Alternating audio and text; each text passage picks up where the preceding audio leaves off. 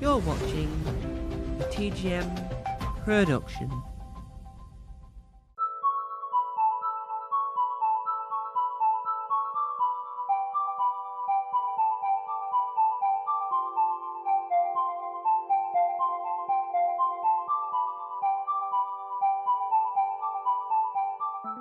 Hello and welcome back to One Comedian, Eight Questions. Ching! We're back. That was the wrong action for the noise I was making, but we move on.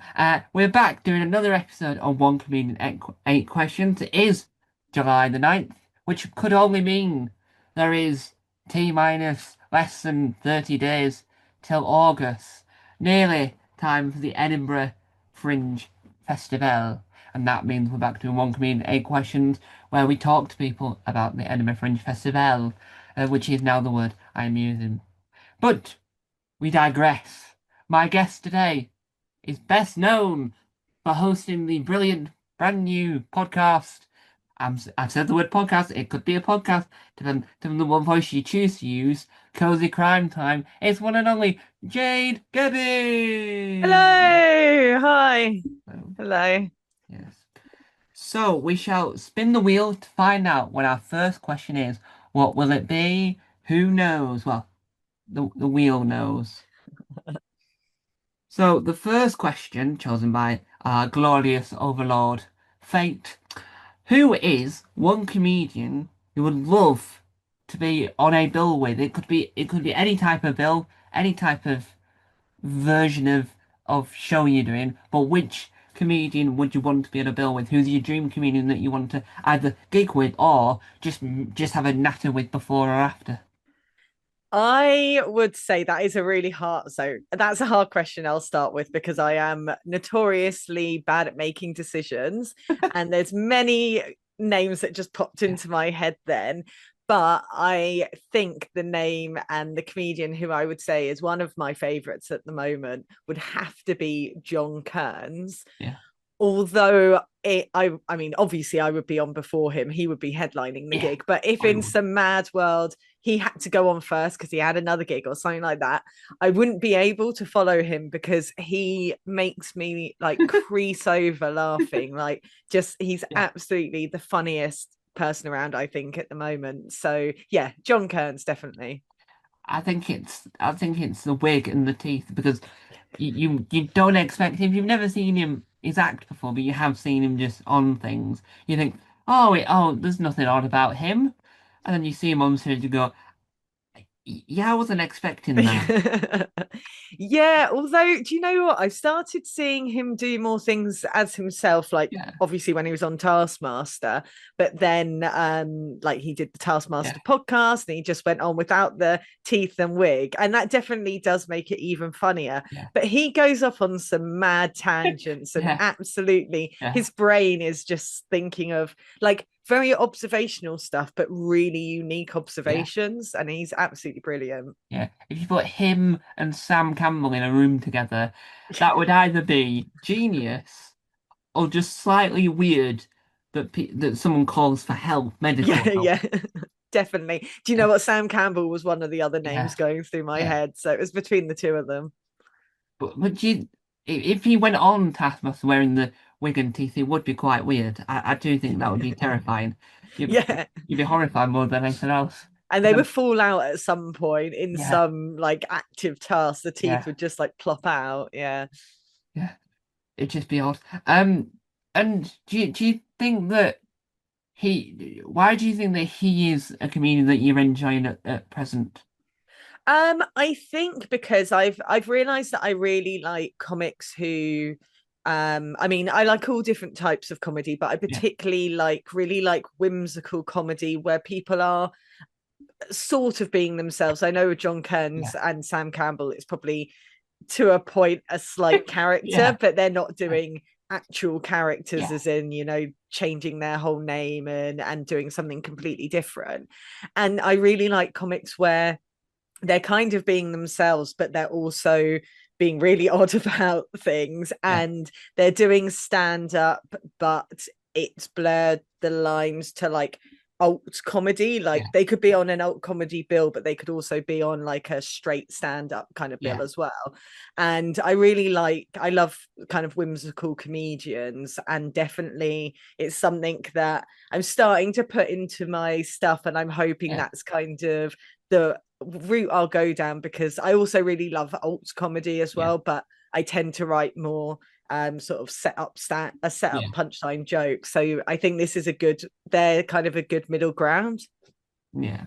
And do you think that if Rick Mail was still alive, do you think that they would fit perfectly into it, or do you think that their brand of comedy is slightly more weirder than Rick Mail setting Aid Edmonton on fire for no apparent reason? No, I think that would be, I mean, add them to this dream lineup that I'm on. I know, Yeah, bring Rick Mel back from from the dead, and yeah, then I we can be on a lineup all together. yeah, yeah. And so, but with having comedy being that sort of, I'm gonna say weird, but it's weird in a, well, it depends on your version of weird, but do you think that it helps comedy that there's people like that, not just isolated to alternative comedy, but are breaking the mainstream so that they can showcase to the world? Because there's not as many of those programs that there was for Rick and Aid, where it was just alternate comedy. Do you think that that sort of helps showcase to the average bystander that there's other forms of comedy, not just Alive at the Apollo? Yeah, I think the fact that like Sam Campbell was a real like breakout star from, well, Taskmaster, but also Last One Laughing, Yeah. and John Kearns obviously like probably built his following so much from doing that. And I think that, yeah, it's a good way, because I think at the moment there a lot of the stand-up shows, the few that are left on TV, are very much kind of the people they get on Yeah, are like traditional stand-up yeah, and that kind of thing. So yeah, it's great to show, and then the fact that they are the breakout stars show yeah, that there's an appetite for it, and probably as well because there's lots of terrible things going on in the world. People just want to see something really silly to yeah, just completely escape. yeah. And I think a good example is Sam Campbell's most recent sitcom. I think the title is Let's Make That Movie. Yes, yeah, And yeah, I do think, only Channel 4 would broadcast a lot of old people in a retirement home making an action film, yeah. or someone trapped in a cave with Rose Massafeo, Debbie McGee, and Yeah. aliens, and Yeah. nowhere else could you see Demi McGee, Sam Campbell, and a cave in the Yeah. same program? What a weird world. A, he lives in. Yes. B, Debbie McGee lives in because she's done a lot. She's done Paul Daniels, Come Down With Me, and then Stuck in a Cave. Yeah. It's an odd lineup. But on that Debbie McGee note, like she would do, we would magician and magic it away, and we move on to question number two. That's the worst segue I've ever done. Luckily, Paul Daniels isn't there to see that. So our next wheelbase question, because there is no other type questions, Mm, um, it'd be really awkward if there was. Um, what do you think, in your personal opinion, because everyone's got their own opinions, what do you think the future of comedy will be like? What do you think comedy will look like in 10, 20, 30 odd years, in your personal mm. opinion? Yeah, I think that there will still obviously be like the online stuff, and everything's moving online a lot now, but I do think that there's going to get to a point where, like we've seen with so many like online platforms, like there's going to be a bit of a, like a bubble's gonna burst kind of Mm. thing. And I do think, and not just with comedy, but with generally how like so much stuff's online, I do think people are going to want to kind of return to live, seeing more live stuff. Maybe TV wise, it will be more streamers and YouTube and things like that. But I think as well on those things like YouTube, Yeah, stuff like panel shows, people are putting panel shows up straight onto YouTube, yeah, and their comedy specials and things like that. So maybe we won't be watching as much of the linear TV, but I think that people will still be watching the kind of things that we watch on. So I'm pointing this way because my TV's that way, but Yeah, yeah, but yeah, so people will still be watching like panel shows yeah, and for like fun formats, but and still long form stuff, but yeah, maybe on YouTube and platforms that are similar to YouTube. yeah, But I do think that people still, and I think will continue to really enjoy the live space. yeah, And I run quite a few gigs. I live in Kent and I run a few gigs where I live. yeah, And like obviously, you know, each month it's like, oh, we've got to sell the tickets and that kind of thing, but we do find that there is an audience who are like excited to come out, and especially, you know, obviously with the cost of living, which I mm. guess is going to keep going, talking about in 10 years time, hopefully it won't still be going, but it might be. Yeah. Who But knows? Who yeah, knows? who knows, it feels like it will at the moment. Yeah, But I think that things that are kind of like a mid-range, you know, like a £10 ticket, people will be like, oh well, that's a night out and I can do it for a yeah, tenner rather than, you know, like 50 odd quid. But yeah, so I think that comedy, the future of comedy will yeah, still be there. I think as well, like people have, I always think, okay, well, I don't always think this, mm, but I have thought this in the yeah, past of, if there was an apocalypse, obviously yeah, we would need you know, like nurses and teachers and things like yeah, that, but also we would need comedians and entertainers, because if you like right back since time began, people were entertaining people in certain ways. yeah, So I think that no matter what happens in 10 years time, there'll still be comedy, will still be yeah, booming. It yeah. might just change a little bit. Yeah, because if we do have an apocalypse, and this is the worst and first ever topical joke you'll ever hear out my mouth, if we do have an apocalypse, we'll be all right because the president, the prime minister, might I apologise, the prime minister of the UK will be a comedian called Calvin First. Yes. So we will Fingers be, crossed. but we will be fine in that department, and that is the first and only time I'll ever make a topical joke. And I'm the one that's in the right for breaking the news, my own fault. But obviously, Ukraine already have their entertainer poised at the forefront of Mm. stardom, which was I think and this is a side note, but I think not so long before the stuff in Ukraine happened, I think they put on the Channel 4 app, Vladimir Zelensky's excellent sitcom, the one that made him become like Yeah. the president. Because who doesn't want to love watching comedy that became real life? Did you watch it? I did. It was very good. The theme tune, even if you don't speak Ukrainian, the theme tune's still cracking. It's very much mellow and it's detective-esque. Oh, nice. I'll have to watch it for the theme Yeah. tune alone. Yeah. Yeah. So I think the English language title is Servant of the People. They made a Nice. series and a film, and Mm. obviously directly after that he became president of Ukraine because why not? But I do Yeah. think in an apocalypse situation, if the only people that were left in the world were Ukraine and Britain, we'll be fine. We've got comedians at the helm. Exactly. That's the Yeah, thing. The UK is going to be absolutely fine because yeah, we've got tons of brilliant comics. yeah, yeah. We're absolutely fine. And on that hilarious note, ha ha ha, we're gonna bin, we're gonna bin off that question and move on.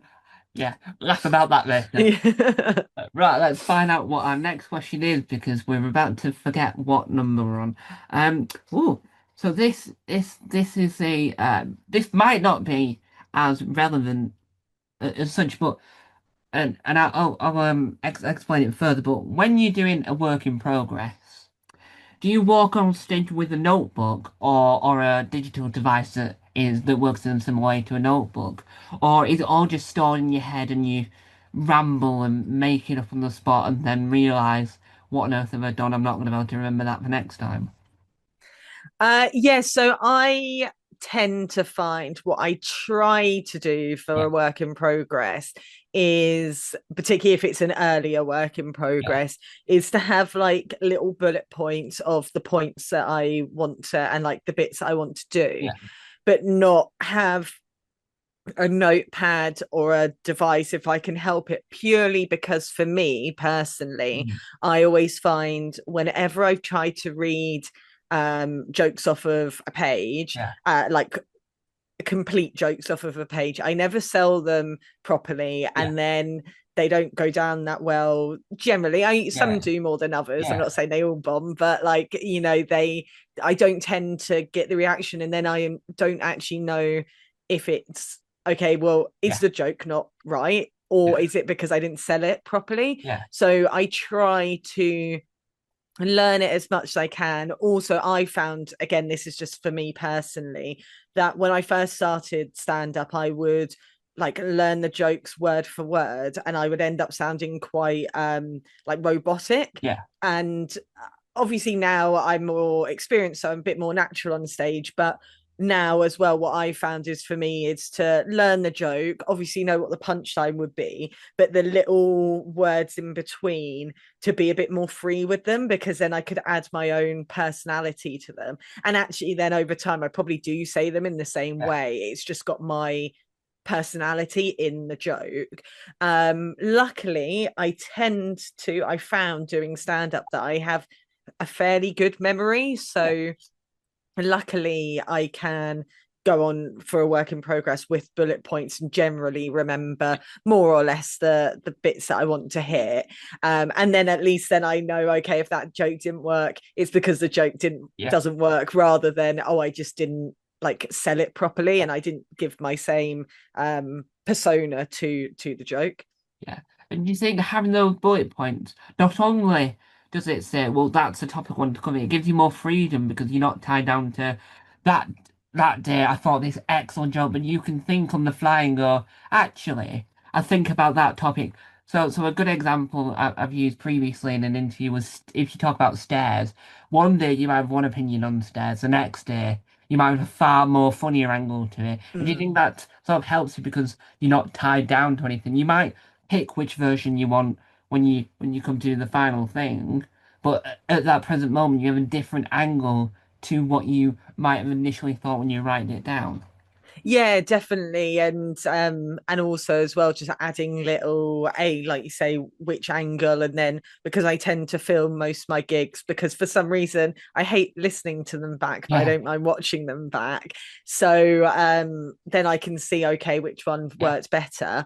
But also just to be able to add like a little aside or an ad lib and yeah, that kind of thing. And then it's like, oh, actually I'll keep that in, or that intonation, or that kind of yeah, it gives you a lot more freedom on stage, which for me personally, I just think works for me better, because even though I've kind of come from a more writing background, and yeah, you mentioned Breaking the News, and I've been right for that and other topical shows and yeah, things, but even though I'm more of, I guess, a writer who does stand up yeah, rather than coming from a performing background, when I'm actually doing stand up, I can't be too written, or I just sound, like I said, really robotic, and it just doesn't yeah. sound like me. Yeah. And when you're filming it, do you notice that when you say the word, the way that you're on moving on stage? Because if you, some people take a dictaphone and record it.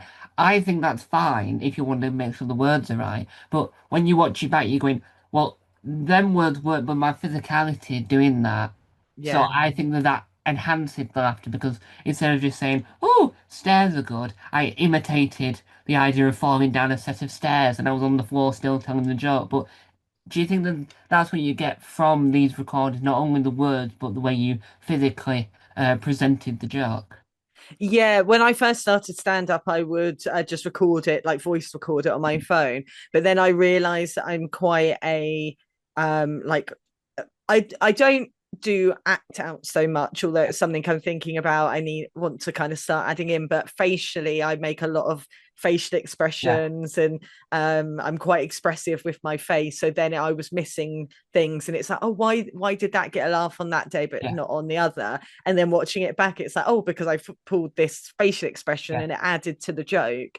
So yeah, you're completely right. It just, yeah, like, I feel like just listening to it doesn't give the full story. yeah. And you could also work on what pauses you did. So if you Yeah. let a longer pause on that bit, it's because you wanted to just leave that for a sec for like 90 seconds and then work out what the next bit is, and then you think, and it sort of enhances your performance, and then Mm. the paying public and the public that are watching these things get a lot more out of it because they're not just watching you stood there, they're watching everything about you, Yeah. not you're not just the only person I can think of is Bernard Manning who did just stand there. I Um mean, me and Bernard Manning have much in common. No, we don't. yeah. So you're not just standing there like a dinner jacket comedian in the woods. Exactly. Should Yeah, yeah. you're moving about like a Mm.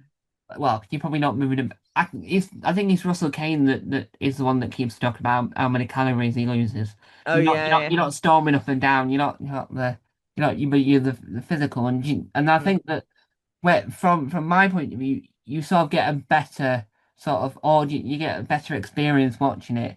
So when you're watching the show and you have the movements, you have the little looks, I think that makes it funny because saying something silly, fair enough, that's funny. But then looking at someone going, don't, that adds to it. And would you Mm. agree with that as a comedy fan yourself when you see other people and they say, oh, I ate the chicken, the whole one, ha ha ha. Do you think that makes it more funnier from your point of view as a viewer?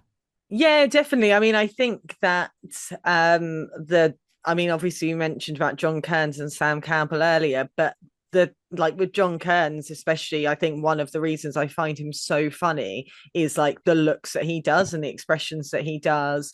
And yeah, just I think that adds to it so much of I remember like I think I've always noticed those things with people because I remember years ago going to see a band Yeah, and the drummer was just making these really funny faces all the yeah, time. And I don't know, I probably some other people yeah, noticed it, but the people I was with didn't mention it. But I was like cracking up, like I was at a comedy show yeah, just watching this drummer. yeah, And it's like, so obviously just playing the drums isn't inherently a funny thing, yeah, but it was made funny from his expression. So it just shows that actually that performance side of things is so important. yeah. Because when you're a drummer, you're probably quite bored. You're not really moving much. Exactly. You're sat there going, dun, dun, dun, dun, dun, and then you get a towel every so often and wipe your face. Yeah, Like, yeah. and there's You nothing need like to find some things to yeah. entertain you. Yeah, it's like a child at a reception playing and the parents filming the performance and and they spot the camera so they decide to make funny faces Mm, yeah. and try and steal the show. I did that as well. I was once dressed up as Friar Tuck, sat in the front, noticed the camera. So many, even when even on the final leavers year for year six, when you do a massive goodbye, they're all singing Grease in the middle, and then just me in the corner making very funny faces to a camera that I'm diagonally opposite it. So I'm like very obvious that I'm there while someone's doing some dance move to "We Go Together" from Mm. Grease, which is an odd choice in general. So, and there was people crying. But it's odd. It's odd. But on that note, as we wipe away those non-official tears, we move on to our next question, and we leave all the awful puns behind for now. But let's see what it is. Ooh. So, in the future, when you start comedy or when you think about comedy, there's always one thing that you would want to do. Some people, if you ask, let's say, if you ask like someone like Richard Herring, he would have had a career goal of some program that no longer exists. But some people have different things, and sometimes they adapt and change. But what is and this is obviously ebbs and flows. It might not be the same next Tuesday. It might not be the same uh, four Thursdays from now. I don't know what I'm saying. What is your main ambition for your comedy career? So what's the thing that you want to do, and then once you've done it, you go, what's next? What's my next biggest goal in comedy?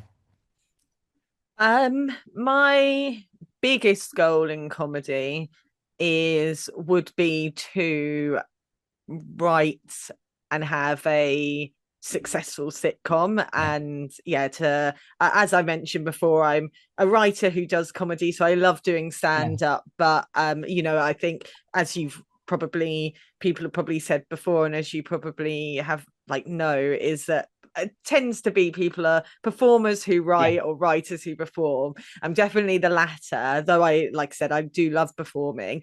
But yeah, so I would say my dream is, yeah, to have a sitcom, a successful sitcom. And also I really want to write and I mean, I wouldn't mind directing it as well, yeah, but having a film. But that I'm quite into horror and horror comedy, so that would yeah, be more of a horror comedy dream. yeah. And and with having a sitcom, and some people's dreams when they say they want a sitcom sort of know this, but if you were to have this, what's your dream channel slash broadcaster for it to be? What is the goal? Where would you want this sitcom to be pitched to? Mm. I mean, I suppose the yeah, that's kind of a hard one actually, Yeah, because things are changing. It's like have I like asked me 10 years ago and I yeah, would have been like, oh, a BBC, yeah, but now it's like, oh, well, there's all the streamers and that kind of yeah, thing. And but yeah, I would say I still I mean, I listen to lots of Radio 4 and things like yeah, that. I still watch a lot of BBC One and BBC Three and things. So yeah, yeah, I would say the BBC. yeah, So when the new comedy commissioner takes that seat, they can hear this. yeah. Because I think the BBC, if you look at it, I think the BBC is still the crown in the jewel. So Yeah. I've never heard anyone talk about it, but I'm gonna mention there's a recent sitcom that is a lot of sitcoms on the BBC have really weird YouTube things. So Smoggy Queen's YouTube one works, so does Things You Should Have Done, and so there's a program called Fun Boys. It's Northern Ireland. I Mm. was think it's Steve Coogan in the second series. I've only watched one episode of the second series, Well, so I've got a couple of episodes I to think catch up. he's in. I think he must be in the first one. Oh, maybe I've watched just a couple of episodes of the first series then, because I haven't seen his There's episode. four episodes in each series. They're very Mm. short, and they've got this new YouTube. So Smoggy Queen did a YouTube thing, where it was a chat show where Dickie, the main character, had his Mm. own chat show, and he interviewed people like Mark Benton and Steph McGovern, and then Things You Should Have Done interviewed people on a pedal. Oh yeah, that was funny. And, Yeah. and now Fun Boys has a YouTube thing where they review video games, Oh, and okay. it's quite odd. So it's like two of the main characters are the hosts, one's a guest, and the whatever the girl's called is like the gamer, and they just review games and then have arguments. It's not as Mm. funny as you think. It's not as funny as the show. It's just an odd thing. It's like that board game YouTube thing that they had as a gag for the Moss in IT Crowd. Mm. Like that. It's very much that indeed. But I think that a lot of good sitcoms are coming out of the BBC still, and I think that Yeah, definitely. Channel 4 a second just behind it. But I think there's more coming out of I think it's because of the like partnering with like Australia, like Austin, Yeah. that's back tomorrow. That's a joint commission between the ABC and the BBC, Mm. and I think And I that's think, gone. oh, sorry, I was going to say, I think Colin from Accounts is the same, where Yeah, it's like a partnership. Yeah. yeah, and I think that it works really well. But I think that ITV with Sky, with the Sky not merger, but with Sky buying that ITV, I think a lot more comedy will come out of it because it'll be a lot more fun. But do you think that with the way the British industry is going in a broader sense of now we're going to have well, there's a possibility of SNL UK being broadcast on ITV. Do you think there'll be more comedy out there because of people will want to try and fund more comedy because of all these different partnerships and joint ventures going on? I hope so. I think it's a bit of a shame that like whenever there's cuts, the first thing to get Yeah, cut seems to be comedy. And it just seems ridiculous to me because it's like the thing that gives people a lot of joy. yeah, So it's always such a shame that that things are getting cut. So I mean, I hope that with these sort of mergers and that kind of thing, there will be more comedy.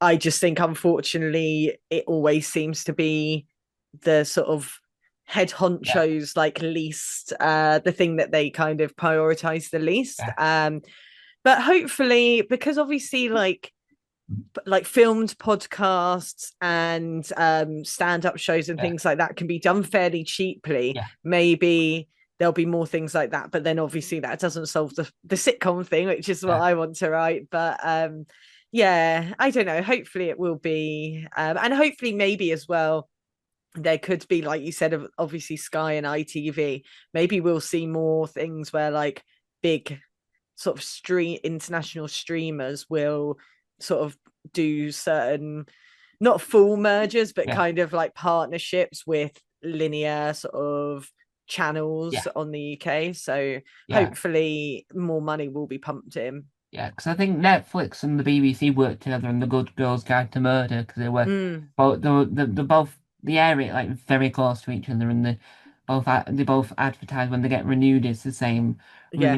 renewal thing. So I do think that there is a possibility, but I think that what could be an interesting way forward is that we could technically make radio sitcoms, but because a lot of radio stuff have been filmed like Dead Ringers, you can watch clips Mm. now of them stood there. We can just have a radio sitcom, just build a very cheap set because its main aim is radio, but just have it on the iPlayer as well, film it, put it on the iPlayer so that there is more output. Because I do think that that would sort of solve it'll be cheap, but it'll just add more comedy to the visual side because it's like you build a set so that people can see something and they act it out, but it's still made for Radio 4. Do you think do you think the visualized podcast and radio being brought to the iPad, do you think that will help comedy? Because there's a lot of stuff like you could easily bring Sorry I Haven't a Clue over to TV. Yeah, definitely. I mean, I did radio production at uni, and I am like, I mean, when you said about my comedy dream, one, I mean, radio and podcast would always be in my dream. Like to have a Yeah, successful podcast is something that, like, where it's like, I like something like beef and dairy, I yeah. absolutely Oh love. yeah. Yeah, But so I definitely think that would be good because I'm someone who is always championing yeah, that people should listen to lots of audio comedy, and I think the visualized podcasting works really well, and then you can pick and choose. Like yeah, sometimes there's some podcasts that I just always just listen to, there's others that sometimes I'll watch the visuals, and then yeah, there's others that I always just watch the visuals. yeah, And I think that like the way that a I mean, you mentioned about having a set and things, but even if it was just that because, like, say, for example, if you went to like an audience radio sitcom being recorded, and then the sort of cast are kind of like sat around maybe in like a bit of a horseshoe kind yeah, of shape, and they do kind of act things out a bit because obviously then your voice changes, you can't necessarily just sit there. If your yeah, character's getting angry, you kind of got to put a bit into it. So even like going to those recordings, I always really love, and I think people would enjoy them, and it would, like you say, it would give um some more, I think it would widen yeah, audiences, and it would allow for like more commercialization, so then there's more yeah, money, and then more money means hopefully more shows, yeah, and yeah. hopefully then the cycle will continue. Yeah, because I think that a wider audience needs to hear sitcoms such as Wilson Save the World with Kerry Godwin and Marcus Brigstocke, because that is Mm. generally hilarious. I think one of the actors went on to be in the group version of Wurzel Gummidge. I, it's an odd with the Wurzel Gummidge is another issue for another day, but it's an odd world where you go from Radio 4 with Marcus Brigstocke to Mackenzie Crook being in a well beloved franchise. It's a Mm. very stark contrast, and it showcases that the actor is very good at their job. But Yeah. on that note, we shall spin the wheel for our next question, which, as you can probably tell, as you can probably tell by now, we already have forgotten what number. Who cares? Because it's my own fault for doing maths. So how old were you when you realised that you were funny or that you had a funny bone scattered around your body? So I think that I always liked acting. Well, when I was at school, I wasn't necessarily like the biggest, loudest sort of presence in the room, but I did like making my classmates laugh and would regularly get myself into trouble so that I would Yeah, like the laugh was more important than yeah, like staying out of trouble kind of thing. But when I was in sixth form, I did um school play. Well, I did theatre studies, and yeah, one of our plays I was like a comedic character, and I really enjoyed sort of getting that feeling. And I felt like, I mean, I'm sure the parents were all very nice and kind of laughed at things that maybe weren't that funny, yeah, but I sort of noticed it then. And then I was always really into, as I mentioned, like audio comedy and things like that. But I didn't really think necessarily that I would do it. And then many years later, in my sort of mid 20s, I went to see a friend. Well, actually, a friend of mine was doing improv and asked if I wanted to get involved. So I did just a couple of improv things. Then he started stand up, and I was like, oh, actually, I'm going to give this a go. So I did a couple of gigs. I was in New Zealand at the time, did a few gigs there. And then when I came back, I was like, I really want to do it and yeah. pursue this. So then I did a course down in Brighton, and then I lived in Brighton for a bit. So yeah, it was sort of when I was younger, but I didn't pursue it for a lot longer. But as I say, I always enjoyed that feeling of making my classmates laugh and that kind of thing. Yeah, and I think that you mentioned there about starting in New Zealand, and I think what you notice when you venture into international comedy and you get away from America because international isn't just America or Canada, you sort of notice that the humor's quite similar. And do you think that because you did it in New Zealand, do you think that helped because you knew that the comedy in New Zealand and Australia are very, not exactly the same, but there is you would be able to not be able to tell that if you had blindfolded and you had two jokes, one from them and one from us, you wouldn't be able to tell the difference. But do you think that helped you because it meant that when you came to the UK, came back to the UK to do more stand up, you sort of was still in that rhythm because you understood what you were doing would still work because it would still be as good as because the New Zealanders have a similar comedy sort of attitude than that we have. Yeah, I mean, to be honest, I mean, I wouldn't even remember what I did there, and I didn't do the same material when I came back. I kind Yeah, of started afresh, as it were. yeah, But yeah, and I suppose, like you say, the comedy is similar. I would say like New Zealand and Australia is a little bit more tends to be a bit more drier generally, all quite like alternative like yeah, Sam Campbell. yeah, But yeah, it is very similar. But I suppose it's like, my comedy sense came from the UK because that's where I yeah, most of the comedy I watched. I mean, I watch American comedies, but I mean, I'm like obsessive about sitcoms, but it's yeah, like generally British yeah, sitcoms. yeah, And then like I've watched quite a few US ones, but I definitely have holes in my knowledge when people bring up like yeah, American sitcoms or American stand-ups as well. But yeah, so I suppose my sense of humor came from being British yeah, anyway. But yeah, it was a really good place to kind of start. And like I said, it was only like a few, it wasn't like I did loads there, but it was quite nice doing it in a place where I didn't really know anyone. And then actually my friends became the people who were doing these open mics. So I was sort of surrounded by like New Zealand comics for a while who were all brilliant. yeah. And you mentioned there about British sitcoms and American sitcoms, and I think that what works for a British sitcom is you have less episodes, so you've not got the pressure of writing 22 like well, it's probably more than 1,000 jokes per episode, but you sort of don't have to worry about the storyline. You have six and go.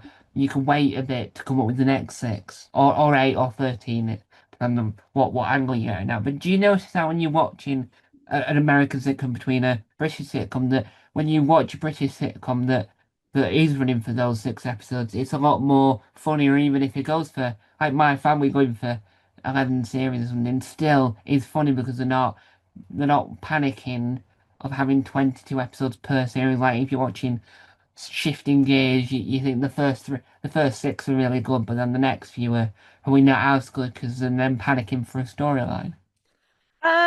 Yeah, although I suppose with the US ones, the thing that they have is such big writing teams, and Yeah, they have, it's like, say you and me were both given the same brief, we would come up with something completely yeah, different just because obviously our comedic brains would work in different ways. So I do think it's a shame here that there's not more writers' rooms, even if they were smaller than the US ones. I yeah, get that like there's more money over there in the like TV industry, but even if they were small, like three brains are better than one kind of yeah, thing. But yeah, I do think sometimes with the US ones, it becomes like, oh, they're saying the same joke just with different, like they've gone through like a thesaurus, they've changed the words, but it's yeah, essentially the same joke. And that does happen a bit. Or sometimes the storyline, it's like goes off in completely like a direction that makes yeah. no sense if you're watching the first series. And I suppose I'm always one of those people where it's like leave them wanting more. Mm, And there's so many British sitcoms where it's like, oh, I'd love more, but at yeah, least it never got ruined, kind of thing. It's like I'd love there to have been another series of Spaced, for yeah. example, but also at least all of Space is brilliant. Yeah, and it's like the Fawlty Towers.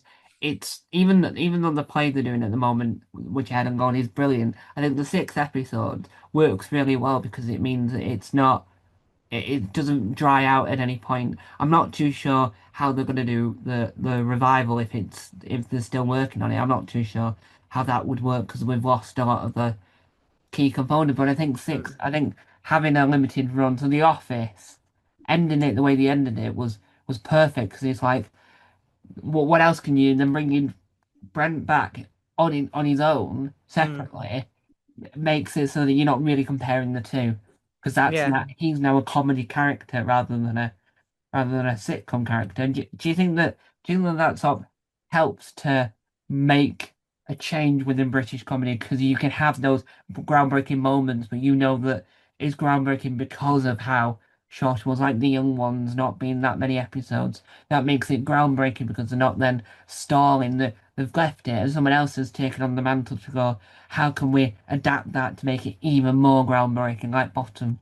Mm. Yeah, I think that, it's like it's always gonna end on a high, and yeah, groundbreaking shows. And I suppose even if they did go on for much longer, they would still be remembered as like, oh, the first series was really Yeah, groundbreaking. But yeah, this way it doesn't taint the show. But I mean, obviously as well, it is a shame that sometimes things get cancelled quite soon, and they yeah, don't get to live out, the full, you don't get to see the end of the story and that kind of thing. But also, yeah, sometimes a few things can drag. I mean, I like watching for well, I do like Fawlty Towers, but only Fools and Horses. yeah, But then also like when it got to all the specials and they became millionaires and they didn't, yeah. and it was like, oh, maybe this could have ended, Yeah. it's Yeah, and I think what works for Only for the Horses is having that spin-off for Green Grass that worked really well and bringing Boise to another place and then having the prequel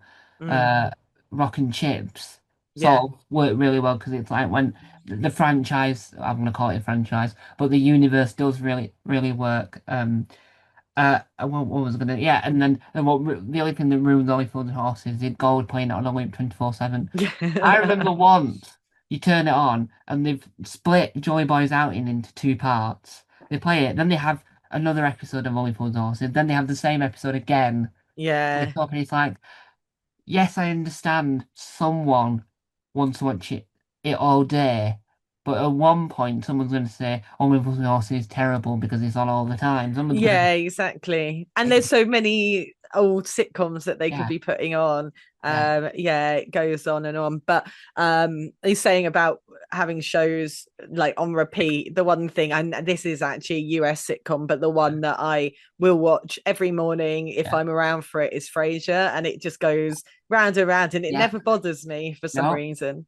No, the only problem I have with Frasier before we move on is that Channel 4 never attempted to buy the rights to broadcast the revival because Yeah. that would have worked really well to spruce up those mornings for someone that might have watched it every day. I mean, they never get old, Yeah. but having the revival shoved in would to go, Ooh, because Yeah. not everyone has access to Paramount Plus, and they might want to watch what antics does Fraser Crane now get up to with Nicholas Mm. Lyndhurst?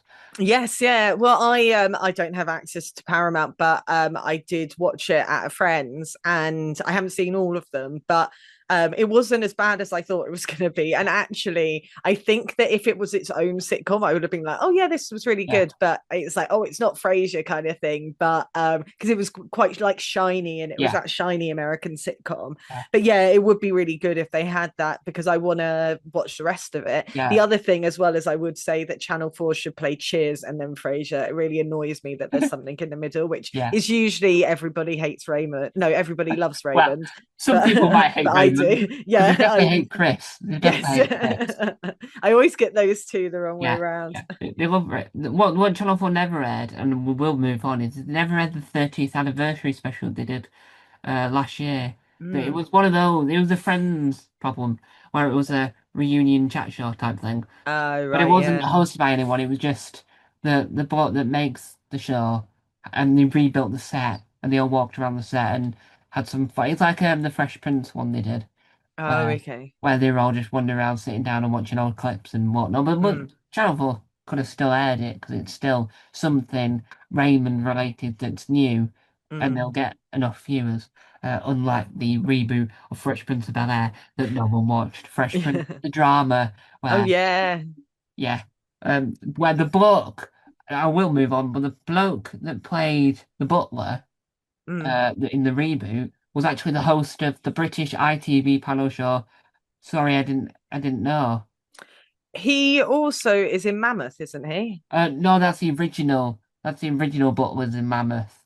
So Oh, so okay. Are they changed the Butler? yeah, so I haven't watched that much Fresh in Prince of Fresh Bel Prince Air. of Bel-Air, the Butler fella is in Mammoth, and then Yeah.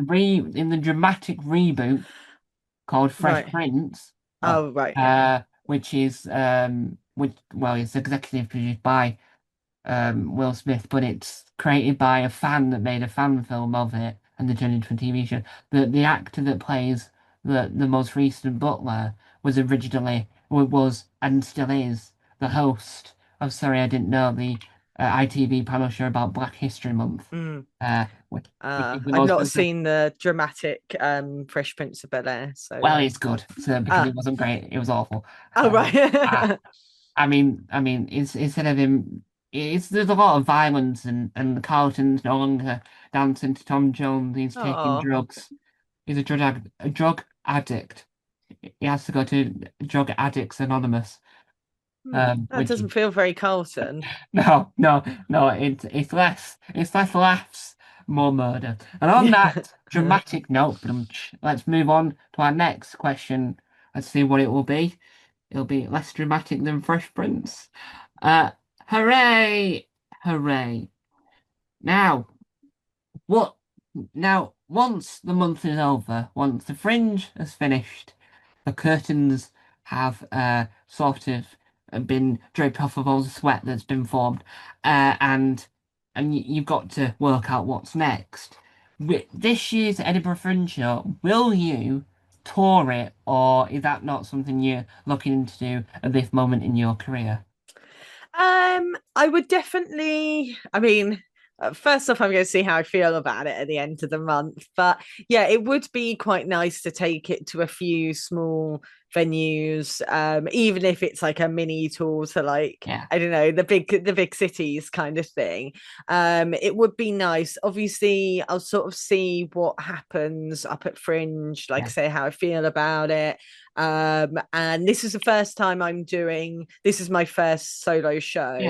yeah, So I guess what I'm what I want to kind of know from doing Fringe is I mean, I love doing the solo shows, but it's like I have already had thoughts about a next one and what the yeah, next one would be about. So yeah, it's basically whether I want to move on to that or yeah, if people really enjoy it, then definitely it would be great to tour it yeah, around. yeah. But I think I need to see how Fringe goes and yeah, basically how I feel afterwards about everything.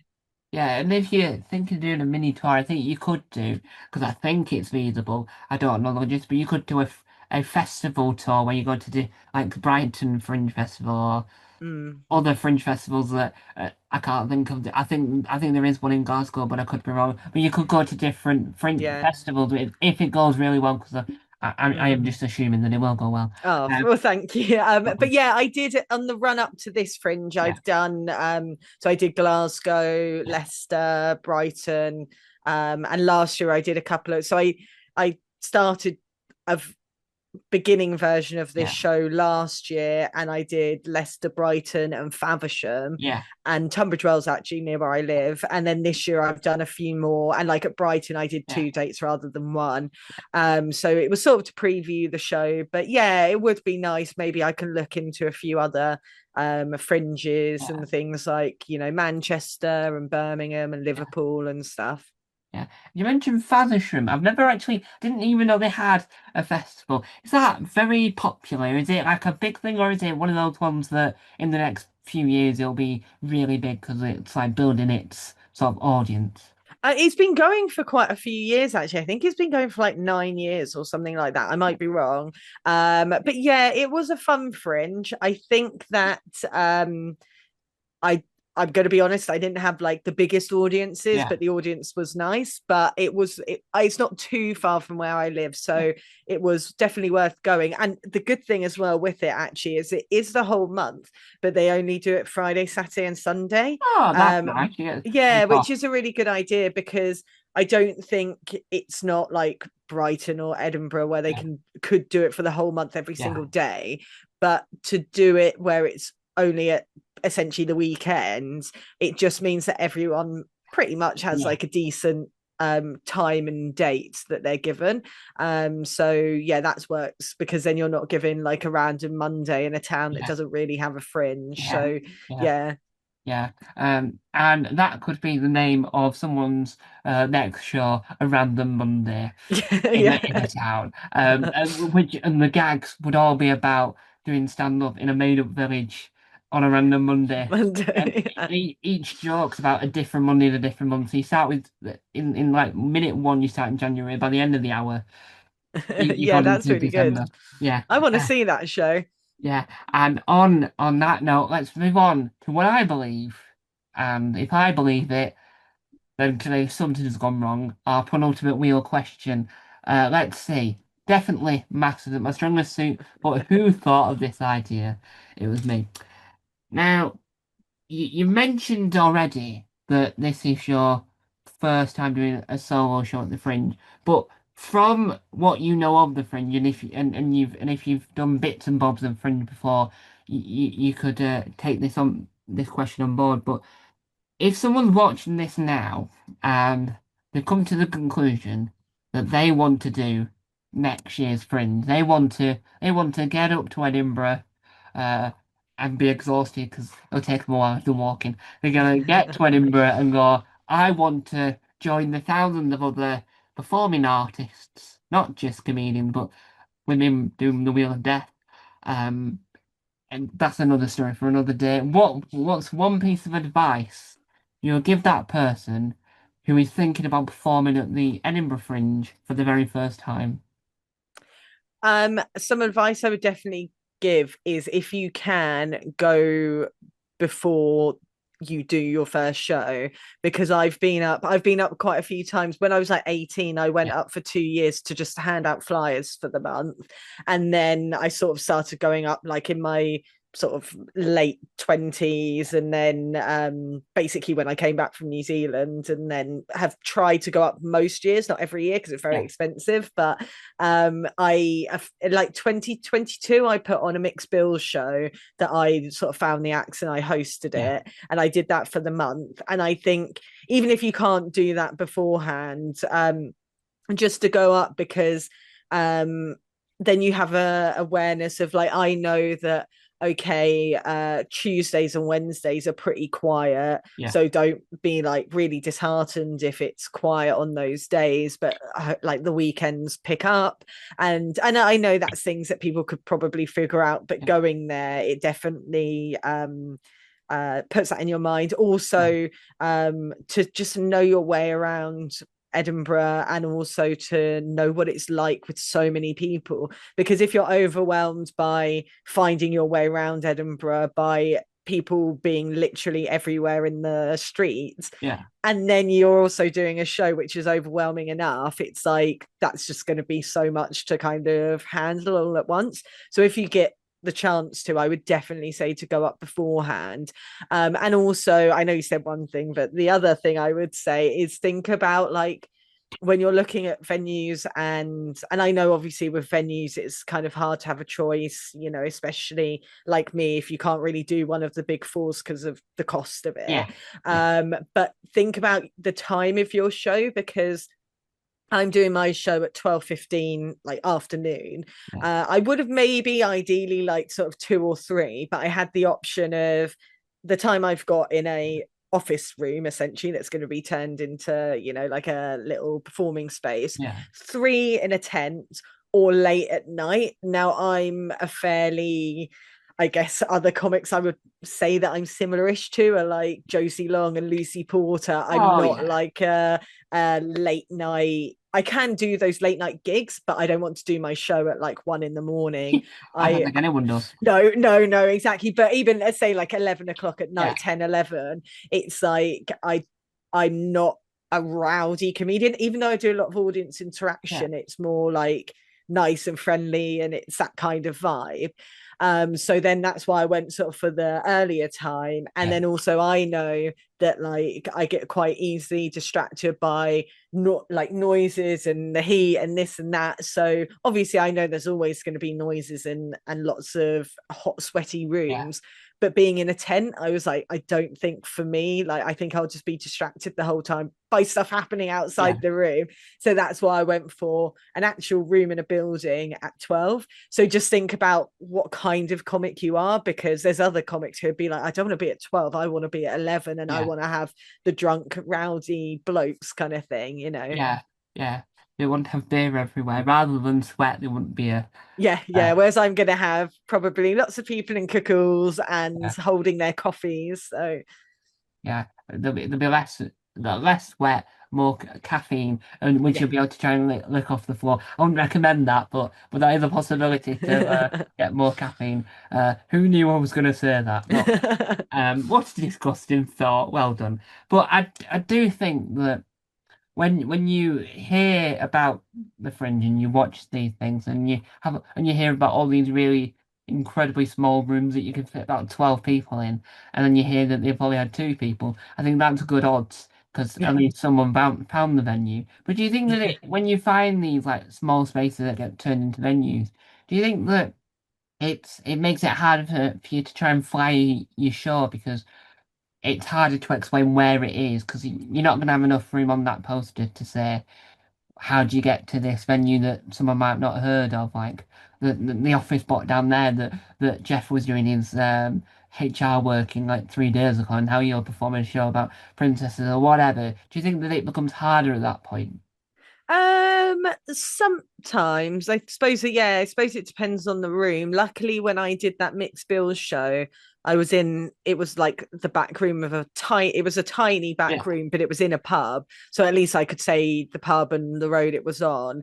And this year, my venue's in Nicholson Square, and it's one of the Hoots venues, and they've got quite a few yeah, in Nicholson Square.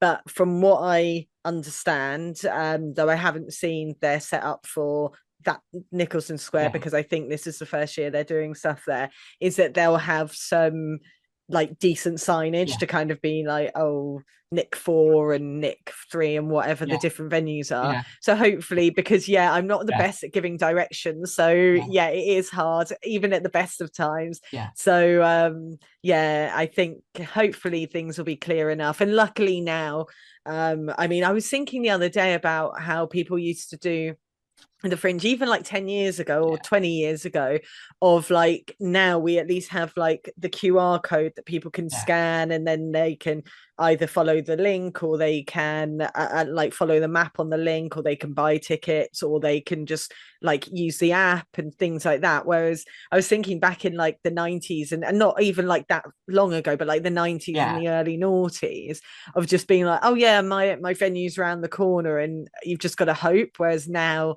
obviously having the app, and yeah, I think that the app is quite useful, especially for the show, the time that I've got my show of, it's before quite a lot of the big names. So yeah, it's like, oh, actually, if people are in town and they've got an hour to kill, they might just put it on their phone, oh, what's close to me, and come yeah, and give it a go. yeah. And you mentioned there about there being several different versions of Nicholas Square, and they were all the Nicks.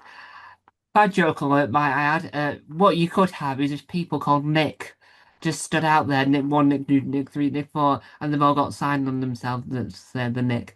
That would That be would good. be a unique marketing ploy, and it'll get more people to the venue because I'm assuming that if they choose someone called Nick, it might be someone who had been to the gym that evening, uh, and might be tall enough. Um, Yeah. I don't know many Nicks, but the Nicks I do know are quite tall. So Right. I'm assuming all Nicks are tall. Um, but on that note, as we move away from nicking things, let's move on to our penultimate wheel-based question. Let's see what the wheel will spit out this time. If it starts spitting, I'll be concerned. But let's see what it will be. So, once August is done and dusted, and you're like, and you've spent the last 3 days lying in a dark room, or at least avoiding people because you've spent a month talking for ages and staring at different people. When do you start thinking about your next show for next year's Edinburgh Fringe? At what point is it the moment you finish, you're going, right, I'm done with that. Here's my next idea. You already had the idea beforehand anyway, or do you wait a while and then go, right, what am I going to do next year? Yeah, so obviously, like I mentioned before, this is my first show, so I haven't had that experience yet, so I can't say, oh, this is how I do it. But what I imagine will happen is, obviously, with Edinburgh, gonna see how I feel afterwards, as I keep caveating. But I have had a thought for another Yeah, show. I have already sort of penciled in a venue for Leicester, but I'm not sure if I'm going to do it or not, just because of yeah, all the Leicester stuff that happened this year. But if I do it, then that just gives me a deadline yeah, of early February to like have some like rough material and try new bits to fit the theme of what I'm thinking about. yeah, But I also am thinking that, it would be nice to, I really like hosting and emceeing, and I mentioned before about running lots of gigs, but if I can kind of expand gigs that I like MC for, and yeah, maybe people who run gigs but need MCs. So there is a chance I'm sort of in two minds, and as I say, it's going to depend on what happens in August, of whether I kind of focus on that before I start working on a new show, and sort of focus on like the clubs and the gigs and stuff. And obviously I do lots of them already, but just trying to kind of level that up. Or if I'm like, right, I have to get started with this new show, obviously take a probably like a few weeks to a month, yeah, and then just start slowly like trying to write some new material. And because it's been a while since I've written completely new material, obviously yeah, I'm always working on this show that I'm doing in Edinburgh, and I'm always adding new bits, but I'm quite excited to just not throw all that stuff away, but park all that yeah, stuff and just write some completely new bits. yeah, yeah. And so, as we finish our wheel, and as we come to that moment, the wheel did not choose the key question. So let's discover what the answer is to our key question. With the Edinburgh Fringe coming very soon, not to panic you any further than you probably already are, what is A, the title of your Edinburgh Fringe show, and B, what can the audience members, the let's say the Giggle Factory, the Laughables, the Laughter Box, the canned laughter, what are they expecting to find and learn from watching this show? The show is called The People Pleaser, and it is all about how I am a people pleaser.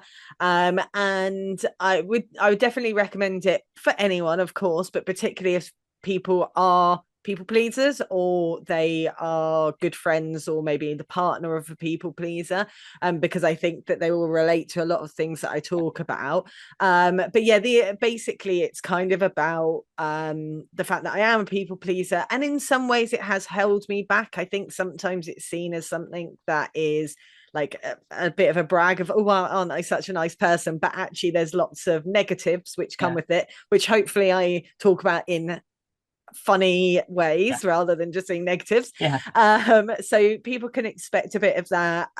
Also, as I've mentioned, I come from a joke writing background, so lots of gags, lots of jokes, but also there will be quite a lot of audience interaction. But it's all nice, friendly, fun. yeah, In like we're all a gang, we're all friends by the end of yeah, it, that kind of interaction, so it's yeah, nothing to be scared of. And when I notice that people don't want to be interacted with, i'll I'll move on to someone who clearly does. yeah. And for anyone that listened to that and thought, what is a people pleaser? Could you, if you probably do know by now, but what would you say is the definition of the word people pleaser? A people pleaser is someone who goes to any lengths to make sure that others are pleased, but Mm, it often comes at a detriment to themselves, where they sort of compromise what they want to do, but also to the person they're trying to please, because they often schedule two things at the same time and then have to let someone down at the last minute, or they're not clear about what they really want. So it's like you try and make people happy, but really it ends up just making a mess of things half the time. yeah. And what venue, remind people of the time because you've already mentioned it, and where can people purchase tickets? So first of all, what's the venue, and remind people of the time that the show's at. Yes, so it is in Nick 4, which is in Nicholson Square. So it's very, very central. And I'm hoping there's, as I've mentioned before, there's lots of signs to Yeah, show you where to go a so couple you of don't people get called lost. Nick. Yes, yeah, hopefully there's going to be a tall man called Nick to direct you. Yeah, And it's at 12:15 in the afternoon. So it can be your first show of the day. Grab your first pint or grab your coffee and come and see my show, and kind of I'll warm you up for the rest of the day, ease you into the yeah, day. And then you can get tickets on the Edinburgh Fringe website if you just search The People Pleaser. There's actually two shows called The People Pleaser, but one is a guy called James who is very nice. We haven't gigged together, but we've yeah, met. But his show's on later in the day, so you yeah, see mine and see his. But yeah, if you search it, I'm the one that says Jade Gebbie, the yeah, people pleaser. yeah, And also my tickets are where you can choose how much you pay, so yeah, anything from £2.50 to £10. yeah.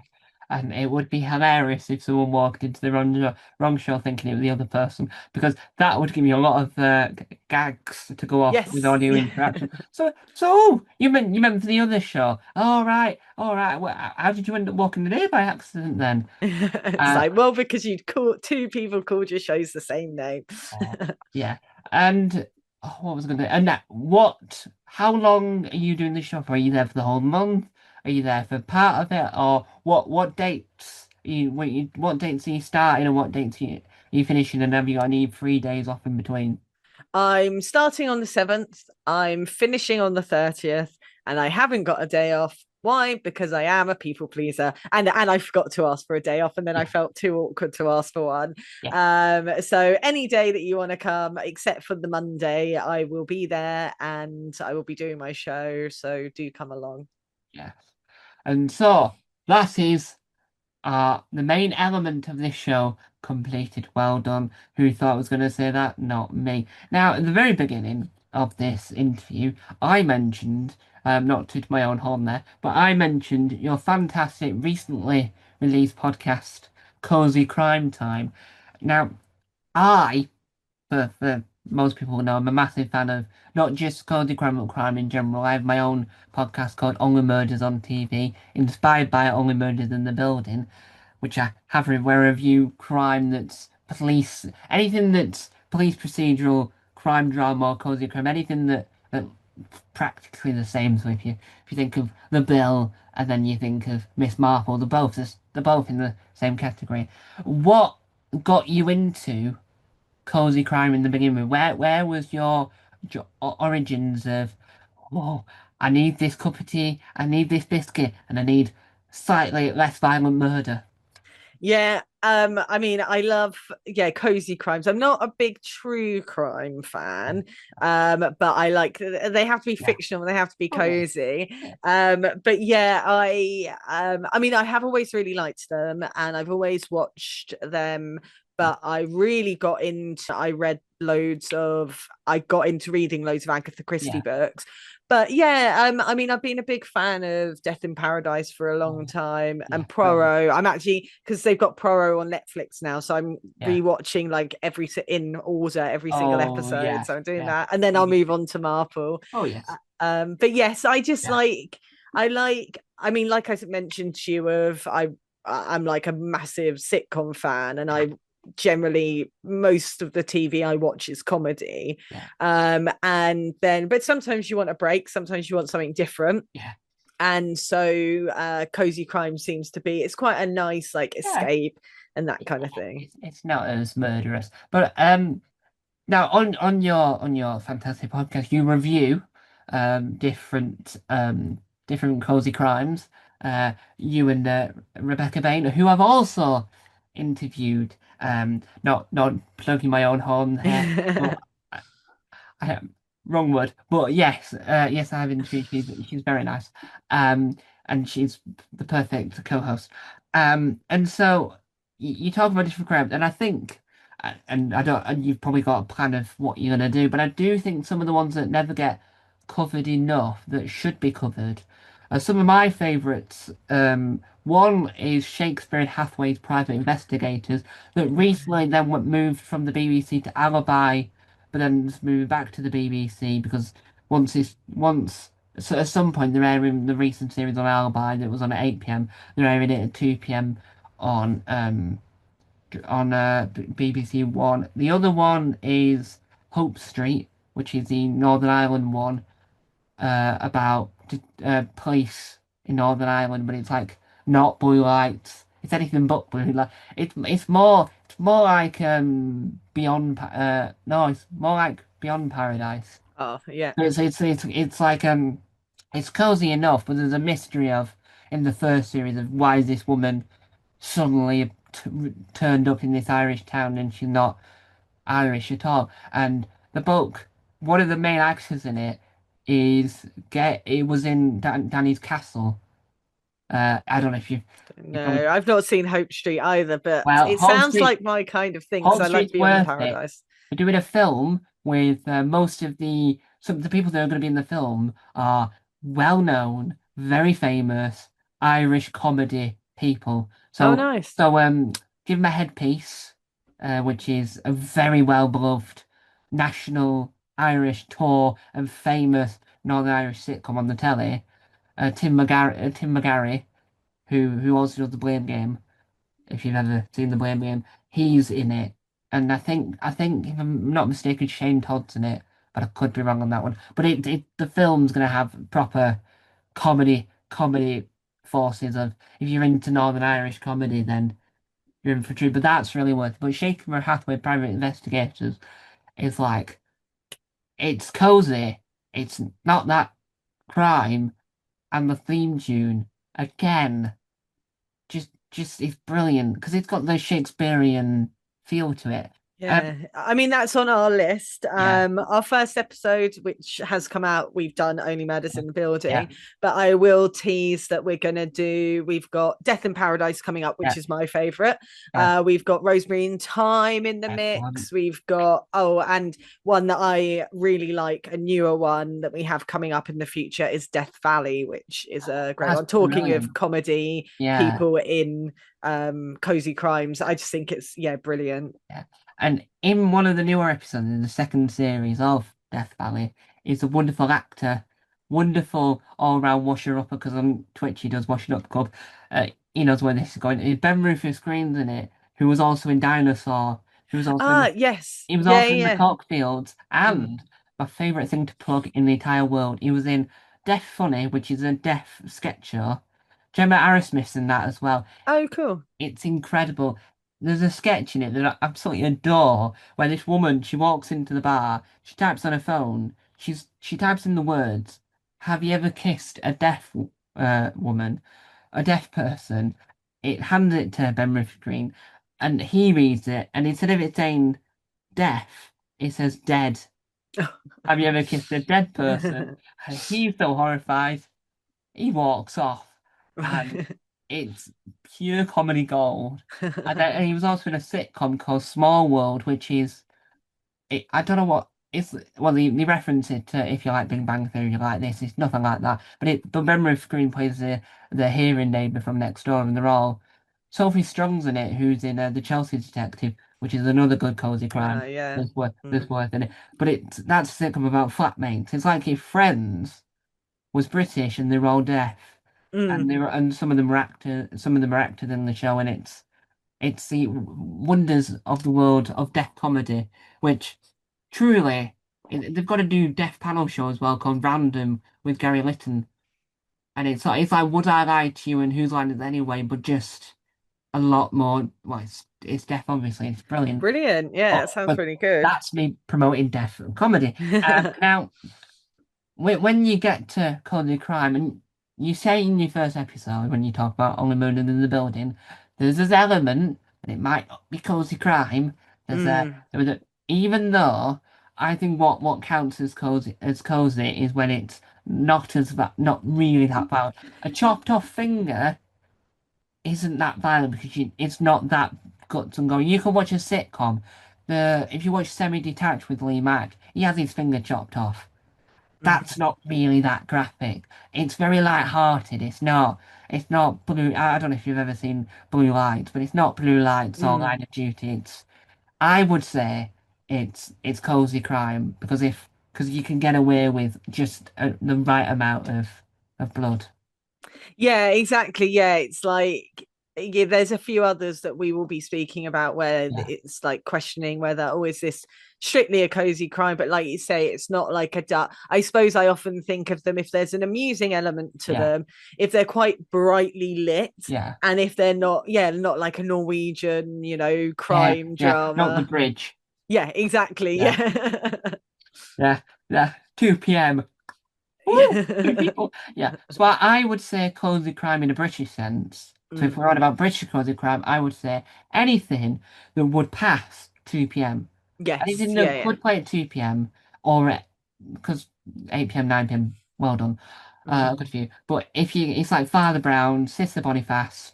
Yeah. Drew Pollard's a massive fan of Sister Boniface. She mentioned on Would I Lie to You, and Rob Brydon's clueless of the whole situation. It's absolutely hilarious. So nuns as detectives. What Yes, more? yeah, perfect. What a What more perfect. can you want? Yeah. And so I do think that Cody Crime would class as your 2 p.m.s, but I do Mm, think that having a podcast like that works really well because you've got your crime podcasts about crime dramas that Line of Duty. You won't mind that balances all the realms, but I just think having one based in what is the most popular genre of novel writing, really. mm. Jeremy Vine, Richard Osmond, Roland Moore, Richard Coles, Reverend Richard Coles. Reverend Richard Yeah. Coles, which I don't know if it's on your list, A Murder Before Evensong. I really liked it. So yeah, I'm going I to do have a put it slight on my problem with list. it, but we will move on in a minute. My problem with it is that the second book isn't called The Murder Before Evensong Mysteries. So how is the Ah, second series of the TV show going to follow on from the gonna next be. book? Yeah, that's With the true. title Murder Before Evensong. Mm, So I think what they should have done for the TV show, like they do with Midsummer, rename it mm. to something else so that the first series could be subtitled Yeah, Murder Before yeah. Evensong, but you could have it long running because I think in internationally Midsummer Murders is the Inspector Barnable mysteries. Oh, So I think it's because that yeah. sets it so it could be anything really. It Mm. makes it universal. But I do think that Comedy Crime is a thriving, popular. genre, and I do think a lot of like um Hetty Wainthorpe investigates Yeah. cozy crime. Cozy Yeah, oh, crime, definitely. Yeah, yeah, cozy crime if I've definitely. ever seen it. Yeah. But If it's got Mrs. Bucket in it, oh then yes, but but when you're thinking about future episodes, and you obviously you'll be there for 4 million years because there's yeah. so many backup, like Mm. archive things. Do you look at new upcoming Code crimes and think I might cover that, such as the hairdresser mysteries Yes, that's coming out yeah. next week, I think, Mm. with Sally Phillips. But do you look at these newer Code crimes and go, actually, we might add that to the list. And if you do a second series, you might say, I'll save the newer stuff for the second series to do the greatest hits first of all. No, we're trying to balance it in terms of like, so obviously only murders in the building, which isn't, new as like that one is, Yeah, but it's still a newer one. But then also we've got things like um Inspector Morse, we're going yeah, to do an episode, and which yeah, again we talk about, is this a cozy crime? I yeah. question it, but you'll have to listen to that episode. Yeah, um I'm definitely not gonna say that's cozy at no. all. Yeah, well, I had never seen it. So each episode, Wow. for people watching it, is watching this, is that each episode I'll bring a show that I Yeah, want to kind of show to Becca, and then the next episode she'll do the same. yeah, So the first episode was me bringing Only Murders in the yeah, Building, and so yeah, so then we question things like that. But yes, we basically want to balance it so yeah, that we have some of the like big hitters, Death in yeah. Paradise. I really want to do Jonathan Creek at some point. That's Midsummer is definitely a big one of, cozy. yeah.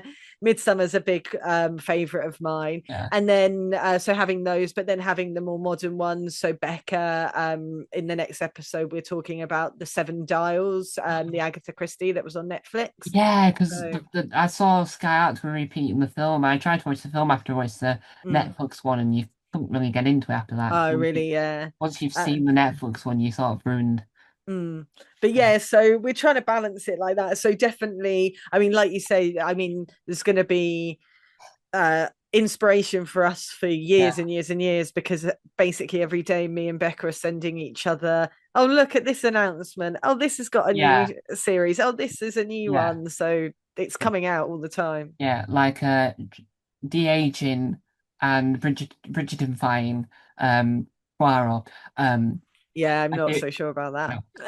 But that. I think that if you're gonna say we will move on in a minute. If you're gonna say that Inspector Morse is cozy crime, then throw the bucket in. Who cares? Let's say Taggart. Let's just say Taggart. Let's say Taggart, shall we? Let's just throw the hat into the ring. I'm not saying there's anything wrong with Inspector Morse. It's incredible. The spin-off, Lewis was incredible, and the prequel, Inventador, was brilliant. All things Morse, get in that bag, but definitely not cozy crime. But that would be an interesting episode because I could probably tell that well, I highly doubt there will be, but I could probably tell there's probably some heated argument over the fact that, yeah, I can only move the building is justified, definitely not Mm. Morse. Yeah. But I do think when you come to Agatha Christie, I do think the problem with that is that there's too much. So you've Yeah, got Marple, but then it's like, what do you do? Do you do the popular Marple, BBC, or do you do the terrible ITV Marple? And how do you sort of yeah. juggle all that? Well, that's the bridge we'll cross when we come to it. It's what I've thought Yeah, about Poirot as well, because I love David Suchet, and yeah, as mentioned, I'm rewatching that. But I also really like Peter Ustinov, and I think yeah. that like it'd be good to talk about that. But we have had people message asking to be guests. So if someone really loves, I don't know, Kenneth Branagh's Poirot, I don't know why they would, but if they do, we can talk about that on their Well, the reason episode. why they love Kenneth Branagh is because if you watch Death and the Alfred and Saunders are in it, Oh yes, of course, and yeah, that's the yeah. only reason why you'll That's the like only it. thing, yeah. But I think that, and we really will move on in a minute. But I think one of the interesting about Suchet is he did a brilliant More For program where he read. So before Agatha Christie became a novelist, she went on a tour across things like Australia. Anyway, she went on this tour and she wrote a book about it, right? She wrote this book. So David Suchet follows that route in this thing, and it ends where he ended the final ever episode of Poirot. So he Mm. ends at the moment where everything ends, and he recreates that exact moment because Oh. he's like, "This is it. Mm. I'm now more connected to Agatha Christie than I've ever been before, because she's been a Oh. big part of my life." According to a granddaughter that she would have loved his Yeah. interpretation because she hated Yeah, she hated all the most others. of them. She Yeah. hated most of them. But I do think when you do get to Agatha Christie, I do think what's worth researching, if you can find a copy, is listening to the autobiography she wrote because Mm. she's recorded the audiobook. Oh wow. So Yeah. somewhere I've only ever heard the preview on American Audible, but her voice is narrating Mm. her own audiobook, Wow. and it's truly the audio quality isn't great, but No, you don't of care about course. that Yeah, at that yeah. point. So I do think when you get to Agatha Christie, there's more than just oh Poirot's funny. It's more about there's more to her, and Oh I yeah, think I definitely. think there's Yeah, more yeah. you can cover, and I think you could, in theory, make a mini series of the Agatha Christie tales where you can go through it because it's like you'll be here all day trying to say let's talk about Poirot, then we'll talk about the new the ITV Miss Marple, the film Miss Marples. But in the Cozy Crime Time, will you be covering any of the adaptations of like any like Sherlock or Agatha Christie's in radio form, or are you just sticking purely to TV?